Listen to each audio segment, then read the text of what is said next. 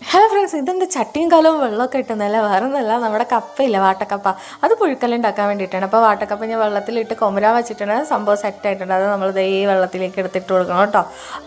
എന്നിട്ട് വെള്ളത്തിൻ്റെ അളവ് എന്ന് പറയുമ്പോഴത്തേക്ക് നമ്മുടെ കപ്പയുടെ മുകളിൽ ഒരു അര ഇഞ്ച് വ്യത്യാസം നിൽക്കണം. അപ്പോൾ ഞാൻ കപ്പയൊക്കെ നന്നായിട്ട് കുത്തികളൊക്കെ അതിനകത്തോട്ട് ഇട്ട് താത്ത് വെച്ച് കൊടുക്കുന്നുണ്ട്. ഇനി നമുക്ക് മൂടി വെച്ച് വയ്ക്കാം. ഈ ഒരു സമയത്ത് അരപ്പ് വെച്ചെടുക്കാം.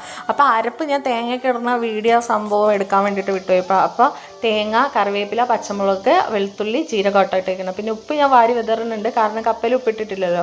പിന്നെ മഞ്ഞപ്പൊടിയും കൂടി ഇട്ട് നമുക്ക് അരച്ചെടുക്കാവേ. അപ്പോൾ ഈ സമയത്ത് നമ്മുടെ കപ്പ വെന്ത് നമ്മൾ ആ അരപ്പും കൂടെ അതിലേക്ക് തട്ടി കൊടുത്തിട്ടുണ്ട് കേട്ടോ. പിന്നെ കുറച്ച് പച്ച വെളിച്ചെണ്ണയും കൂടെ വെച്ച് നമുക്കൊരു 2 മിനിറ്റ് മൂടി വെക്കാം. അപ്പോഴത്തേക്ക് അതിൻ്റെ പച്ചക്കുത്തലൊക്കെ പോകട്ടോ. എന്നിട്ട് മൂടി തുറന്നിട്ട് നമുക്കിതിനെ നന്നായിട്ട് ഇളക്കിയെടുക്കണം കേട്ടോ. നല്ല രീതിക്ക് ഇളക്കിയെടുക്കാൻ ഭയങ്കര പാടായിരുന്നു കേട്ടോ. കലം പൊട്ടിപ്പോകുന്നൊക്കെ പേടിച്ചാണ് ഇളക്കിയെടുത്തത്. അപ്പോൾ സംഭവം സെറ്റായിട്ട് ഇത് ഈ ഒരു പരുവത്തിന് കിട്ടിയിട്ടുണ്ട്. കുത്തി ഇളക്കി അങ്ങോട്ട് കോരി എടുക്കാൻ വേണ്ടിയിട്ട് ഭയങ്കര പാടായിരുന്നു തന്നെ. എന്നാലും ഞാൻ കുത്തി എടുത്തിട്ടുണ്ട് കേട്ടോ. ഇനി നമുക്കിത് കഴിച്ചാൽ മാത്രം മതി. അപ്പോൾ ഒരു പ്ലേറ്റിലേക്ക് വെക്കാം. ഇതിൻ്റെ കൂടെ നമ്മുടെ കരിവാട് പൊരിച്ചതോ അല്ലെങ്കിൽ കരിവാട് കറി ഉണ്ടെങ്കിൽ കുറച്ചും കൂടി നന്നായേനെ കേട്ടോ. അപ്പോൾ ഞങ്ങൾക്ക് ഇന്ന് തലക്കറിയായിരുന്നു.